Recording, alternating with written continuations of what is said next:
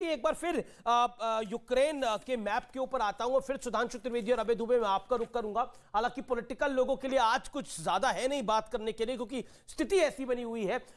मैं क्विकली उस मैप को दोबारा आपको एक बार प्ले आउट करके दिखाता हूं कि जहां पर इस समय पूरा का पूरा युद्धों का बेड़ा खड़ा हुआ है, वो सबसे बड़ी इस समय खबर है। और देखिए, बैठक खत्म हो गई है, जिस तरह से रिपोर्ट्स आ रही है। लगभग 3 घंटे चली ये बैठक।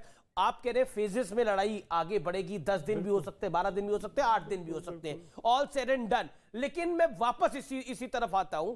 क्या आपको लगता है, जिस तरह से बार बार एक अटकलें लगाई जा रही थी, कभी एक देश कहता है कि मैं अपनी सेना भेज रहा हूं, कभी कहा जाता है कि नेटो अपनी सेना को तैयार करके भेज सकता है, कभी भी भेजेगा, लेकिन इस समय तो यूक्रेन अपनी लड़ाई खुद ही लड़ रहा है और उसके साथ कोई नहीं खड़ा हुआ।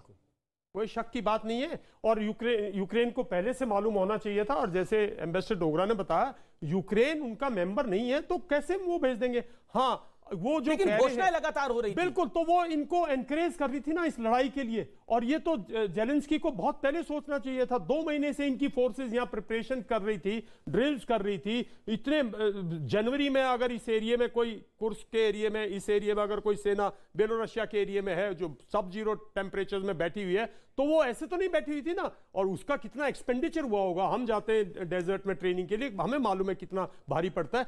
तो ये यूक्रेन ने इसको कभी सीरियस लिया और नाटो की बात को सुनता रहा। और बाइडेन साहब जो बोलते रहे, जैसे कल उन्होंने बोला महायुद्ध हो सकता है, एक प्रेसिडेंट ऐसी बात करे। जेलेंस्की ने भी गलती की है, तभी तो ये लड़ाई आई है। देखिए, लड़ाई का अंत क्या होगा?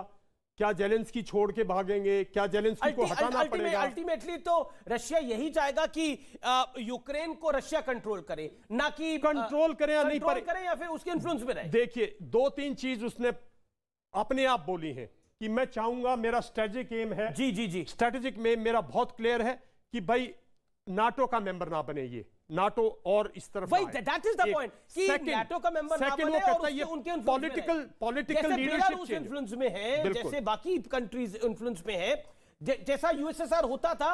मतलब उस तरह का वर्चस्व रहे, उसका रहेगा भाई। अगर वो, और दूसरा वो अगर लेकिन ये सैंक्शंस का कोई बड़ा असर आपको पड़ता हुआ दिखता है, जो सैंक्शंस लगाए जा रहे हैं? देखिए, इमीडिएटली सैंक्शंस का कोई बहुत बड़ा फर्क नहीं पड़ेगा। और मीडियम टर्म में अगर सैंक्शंस का फर्क पड़ेगा रशिया पे, तो सैंक्शंस का फर्क यूरोप पे भी पड़ेगा, सैंक्शंस का फर्क बाकी देशों पे भी पड़ेगा। एक मुल्क जो इतना बड़ा सप्लायर है इतनी चीजों का, और यूक्रेन भी बहुत चीजों का सप्लायर है, ऐसी बात नहीं है, तो अगर 2 मुल्क से कुछ भी नहीं निकल रहा, कुछ भी नहीं आ जा रहा, तो दुनिया पे असर पड़ेगा। तो रशिया झेलेगा ना। रशिया ने अपने आप को काफी चीजों में, जो भूखे मर रहे थे वो आज ग्रेन सरप्लस है, तो उन्होंने अपनी इकोनॉमी को ठीक दिया। ऐसा कुछ नहीं है। जी, सुधांशु त्रिवेदी और अभय दुबे मेरे साथ हैं।